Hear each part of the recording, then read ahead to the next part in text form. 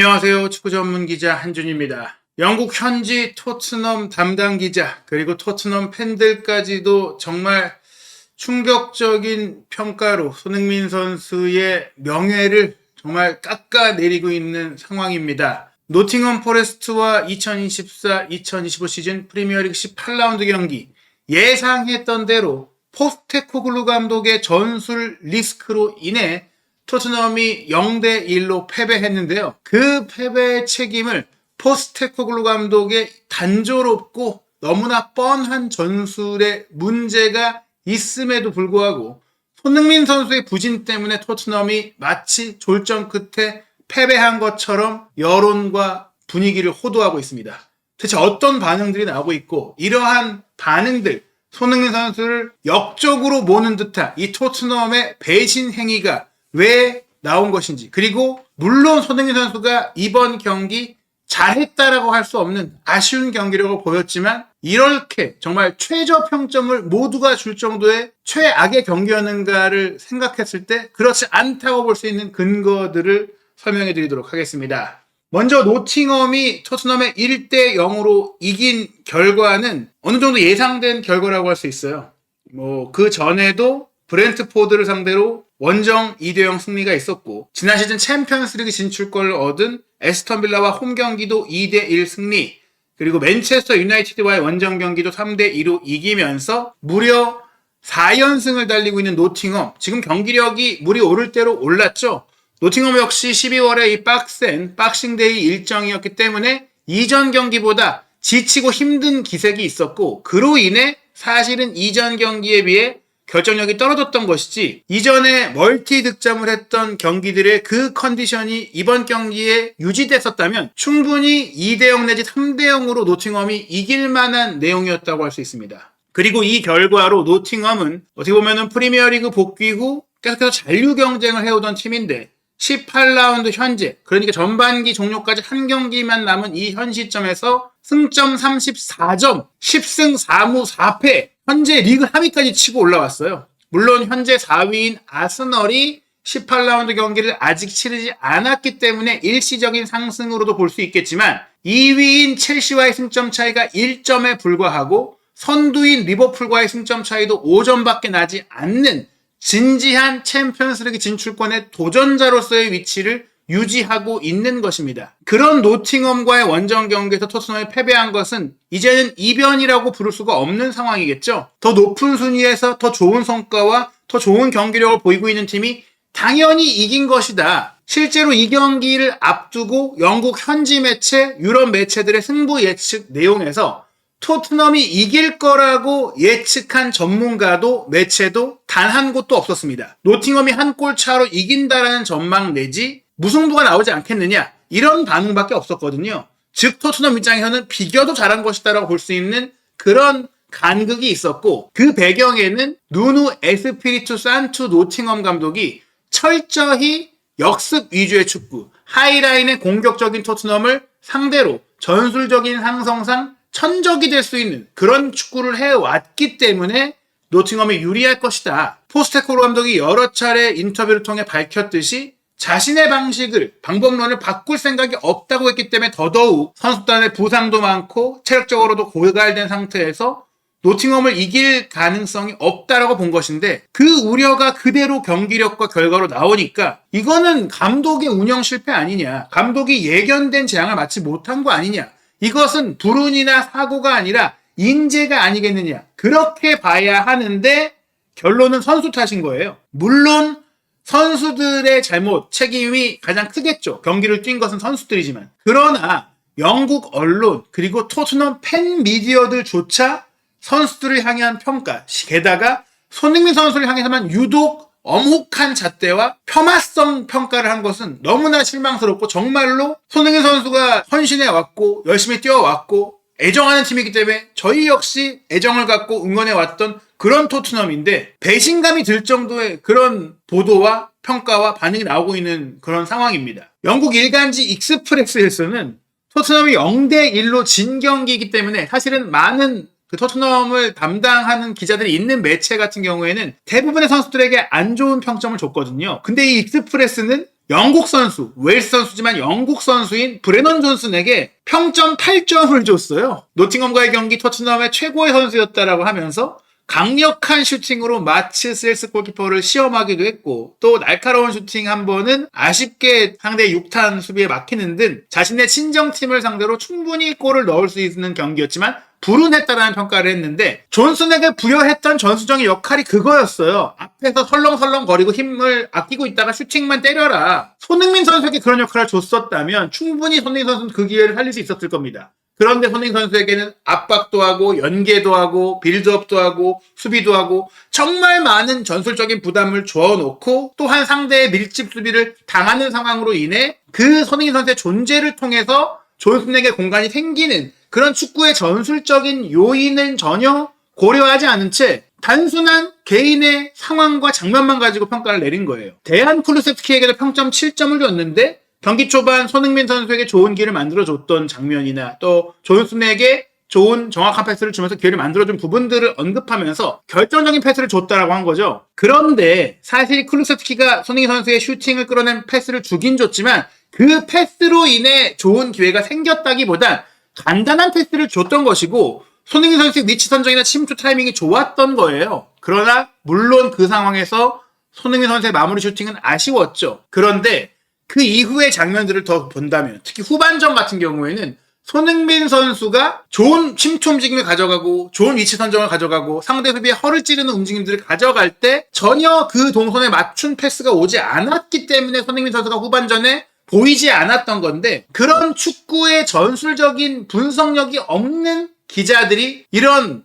평가를 내리고 있다는 겁니다. 솔란키도 오늘 굉장히 부진했어요. 근데도 평점 7점을 줬죠. 그런데 손흥민 선수에게만 5점을 줬습니다. 게다가 후반전에 교체로 들어와서 거의 인상적인 영향력을 보이지 못했던 루카스 베리발과 제임스 메디슨에게도 평점 6점씩을 줬는데 손흥민 선수에게 최저 평점인 5점을 줬습니다. 익스프레스는 클루세프스키가 만들어준 좋은 기회를 놓쳤고 몇 차례 카리스마가 부족해 보이는 패스 실수를 범하면서 아쉬운 모습을 보였다라며 악평만 했거든요. 토트넘 담당 기자인 영국 런던 지역신문 스탠다드의 댄 킬패트릭 기자는 손흥민 선수에게 평점 4점으로 역시 팀 내 최저 평점 줬습니다. 존슨 6점, 쿨루세프스키 6점, 솔랑키 5점. 대체적으로 안 좋은 평가였지만 존슨과 쿨루세프스키는 제 몫을 했다라는 내용이고, 솔랑키 조금 아쉬웠다라는 건데, 손흥민 선수에겐 4점.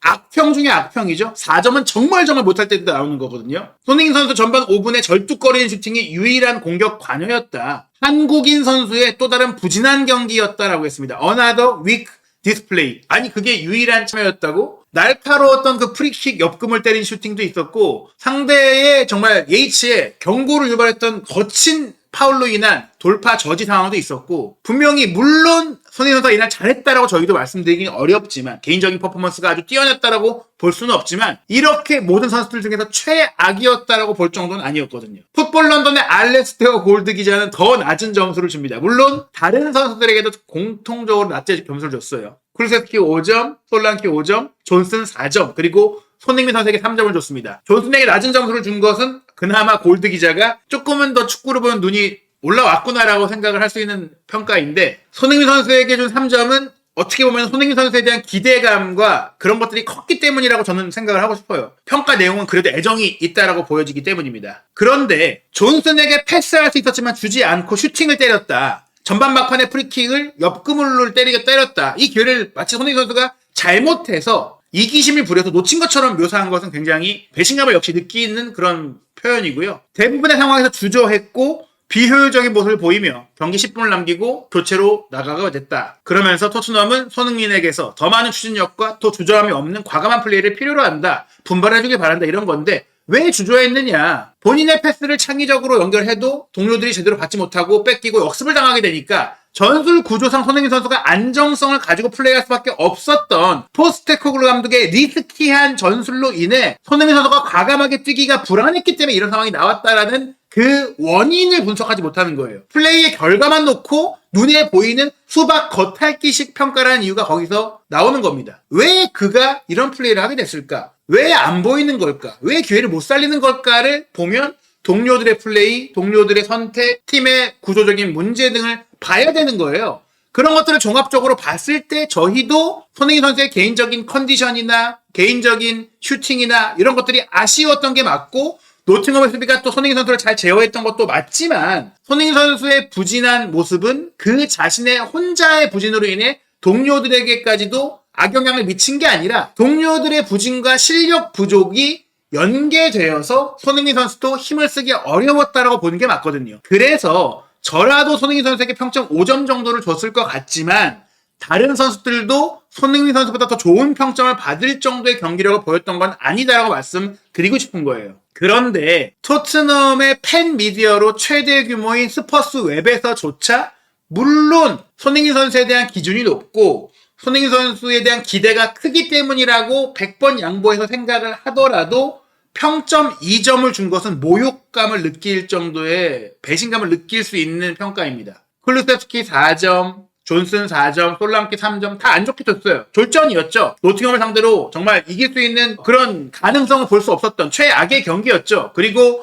그나마 공격은 괜찮다던 토트넘이 무득점에다가 최악의 경기였죠. 그러면서 손흥민 선수에게 어떤 코멘트를 했느냐. 이번 시즌 손흥민 선수의 경기력이 일관성이 부족한, 균형이 없는 부분이 또 한 번 드러났다. 그는 이 경기에서 정말 어떤 많은 활약을 하지 못했다. 몇 번의 기회가 있긴 했지만 결국 조용히 있다가 교체되었다. 그에게 최고의 경기는 아니었다. 그 원인을 보라는 거예요. 코멘트 자체에 대해서는 물론 토트넘의 공격진 전반적으로 부진했기 때문에 완전히 부인할 수는 없겠지만 그나마 몇 안 되는 기회를 만들어냈고 그나마 플레이의 안정성, 일관성을 만들기 위해 노력한 선수가 손흥민 선수였다는 것은 전혀 모르고 파악하지 못한 겁니다. 왜냐하면 통계 기반, 객관적인 데이터를 기반으로 한 평점에서는 손흥민 선수가 거의 모든 매체, 거의가 아니죠. 정말 모든 매체에서 토트넘 선수들 중에서 최고 평점을 받았고 그 평점은 심지어 승리한 팀인 노팅엄 포레스트에서도 최상위권 점수를 받은 선수들과 대등한 점수였어요. 소파스코어의 평점을 보시면 노팅엄 포레스트의 골키퍼 마츠 셀스가 7.9점으로 맨 오브 더 매치로 선정이 됐고요. 그 다음으로 이날 어마어마한 수비력을 보여줬던 제가 입중계를 하면서 브라질의 칸나바로가 등장했다라고 표현을 했던 이 무릴로 선수 평점 7.8점이었는데 경고 한 장을 받았기 때문에 0.1점이 깎인 것이지 그게 아니었다라면은 무릴로 선수가 이날 전 MOM이었다고 생각을 합니다. 정말 잘 막았어요. 힘으로 클루세스키를 저지했고 솔랑키도 묶었고 존슨의 움직임도 커버했고 손흥민 선수의 침투까지도 왼쪽 수비수인데 오른쪽 지역까지 와서 커버했거든요. 무릴로가 정말 수비 라인의 리베로로서 공격 리베로가 아닌 수비의 리베로로서 이곳저곳 뛰어다니면서 골문을 사수했습니다. 그런 상황 속에서 손흥민 선수의 평점이 7.4점이었어요. 이 7.4점은 골을 기록한 엘랑가의 7.6점과 0.2점밖에 차이가 안 나고 이날 최고의 경기력을 보인 모건 깁스 화이트의 7.7점과도 0.3점밖에 차이가 안 납니다. 왼쪽 풀백 니코 윌리엄스도 공수 양면을 걸쳐서 뛰어났는데 손흥민 선수가 동점이었어요. 그러니까 기록상으로 보면 손흥민 선수는 제 몫을 한 거예요. 또 다른 통계 매체 폰몹 같은 경우도 마츠 셀스 골키퍼에게 8.4점 주고 두 번째로 높은 평점이 무릴루 7.9점 그리고 엘랑가 7.8점 깁스 화이트 7.8점 등이었어요. 여기서 손흥민 선수가 역시 7.2점으로 팀 평균인 6.5점을 훨씬 뛰어넘는 팀 내 최고 평점을 받았고 이 평점 정도는 토트넘이 노팅엄에 패배를 했잖아요. 노팅엄의 주장인 예이츠, 이 미드필드 선수가 받은 7.2점과 동점이었고 또 오른쪽 풀백으로서 역시 준수한 활약을 펼친 올라 아이나와도 동점이에요. 이긴 팀에서 준수한 좋은 활약을 펼친 선수들과 같은 점수이고 크리스 우드가 노팅엄의 최전방 공격수였고 왼쪽 공격수였던 허드슨 오도이 같은 경우도 부진하다고 볼 수는 없었지만 6.8, 6.9점으로 손흥민 선수가 평점이 낮잖아요. 즉 손흥민 선수는 어느 정도 그래도 사람다운 경기를 했다라는 기록이 나온 거예요. 후스코어드닷컴 역시 7.8점으로 셀스 골키퍼에게 최고 평점을 줬고 스타맨으로 선정을 했죠. 그리고 깁스 화이트와 무릴루가 7.6점으로 두 번째로 높은 점수였습니다. 토트넘에서는 7점대 선수가 한 명도 없었고 손흥민 선수가 6.9점으로 유일하게 7점대에 근접한 그나마 좋은 활약을 했다라는 평가를 받았는데요. 그렇게 손흥민 선수의 평점이 높게 나온 이유는 이날 플레이 기록을 보시면 손흥민 선수가 81분 동안 뛰면서 90%라는 매우 높은 패스 성공률로 그나마 공을 안 빼앗기고 연결하고 공격을 할 수 있도록 기반을, 토대를 만들어주면서도 3개의 키패스를 연결을 했고 2차례 크로스도 연결했고 답답하게 롱볼을 거의 시도하지 않는 상황 전환이 안 되는 토트넘에서 그나마 롱볼을 2번이나 시도를 했고, 물론 2번의 슈팅이 한 번은 골키퍼 정면으로 향했고 한 번은 이 옆구멍을 때리는 프리킥이었는데 어찌됐거나 유효한 공격 장면이었고, 4번의 드리블 돌파 시도에서 2번 성공했던 기록도 있고 6번의 지상볼 경합 중에 4번 승리했고 공중볼 경합 한 차례 시도한 것도 승리를 했어요. 플레이 대부분이 성공적이었고 경기도 좀 공을 잃어버린 경우도 10번밖에 되지 않았고 수비 가로채기까지 하나 기록했고 파울도 2개를 얻어냈습니다.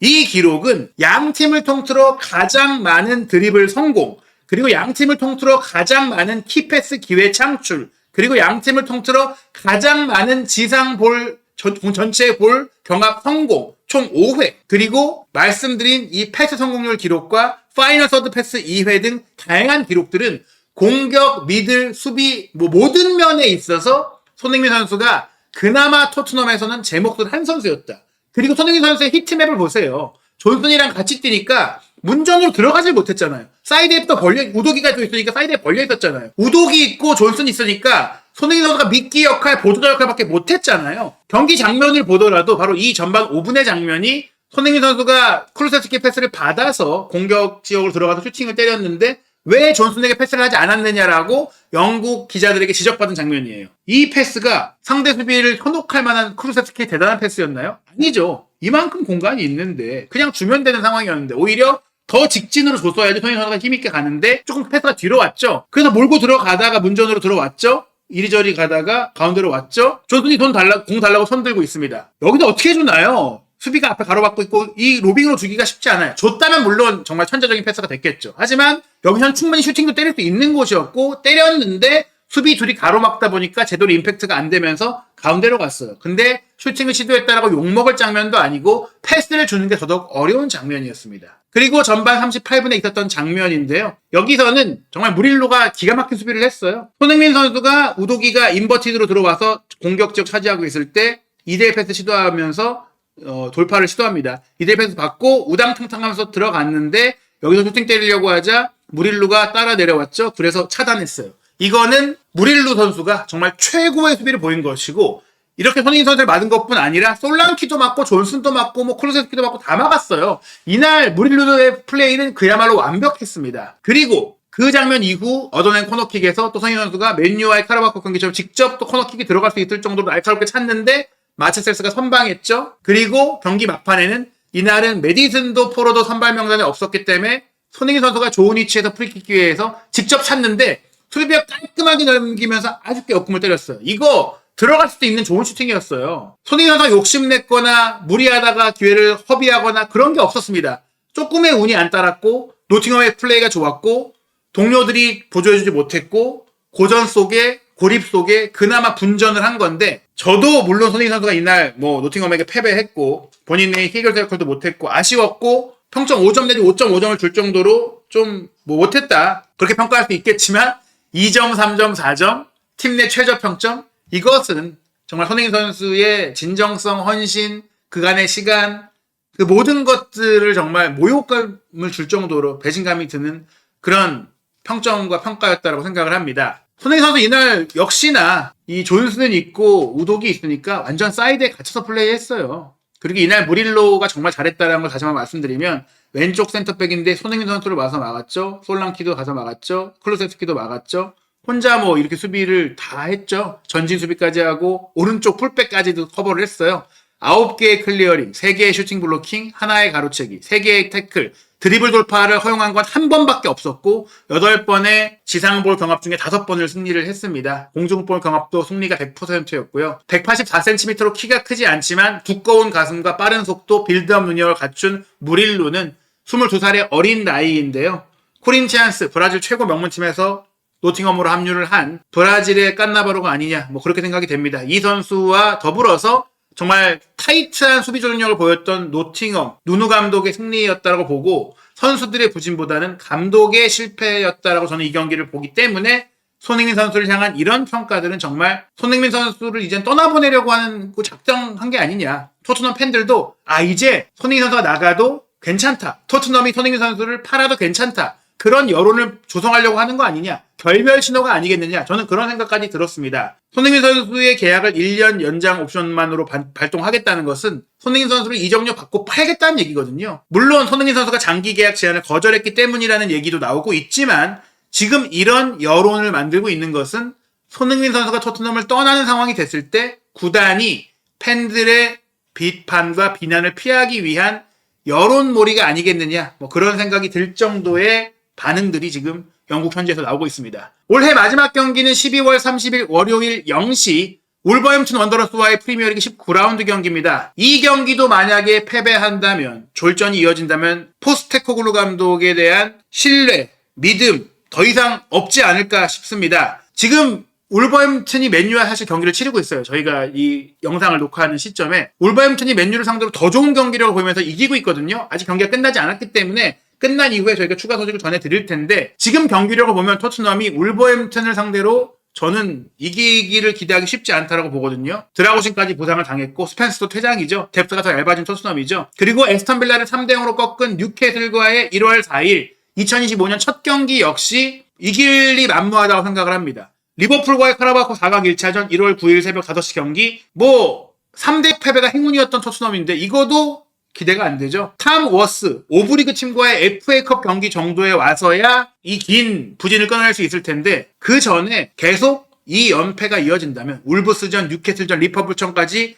5연패를 한다면 과연 포스테코글루 감독이 자리를 지킬 수 있을까요? 1월 16일 아스널과 북런던 더비 앞두고 결단이 내려지지 않을까 싶습니다. 과연 어떤 일이 토트넘에서 벌어질지, 그리고 손흥민 선수는 이제 본인도 이런 배신감이 드는 상황 속에서 본인의 진로와 앞날에 대해 결단을 내릴 때가 된 것 같은데요. 과연 어떤 결론이 나올지 올해가 끝나기 전에 혹은 올해가 끝나고 새해가 열릴 때 공식적인 얘기가 나올 가능성이 매우 높습니다. 손흥민 선수의 계약 상황 어떻게 될지 앞으로의 최신 소식 빠르게 한준TV에서 전해드리도록 하겠습니다. 구독, 좋아요, 알림 설정 통해서 최신 영상 놓치지 않으시기 바랍니다.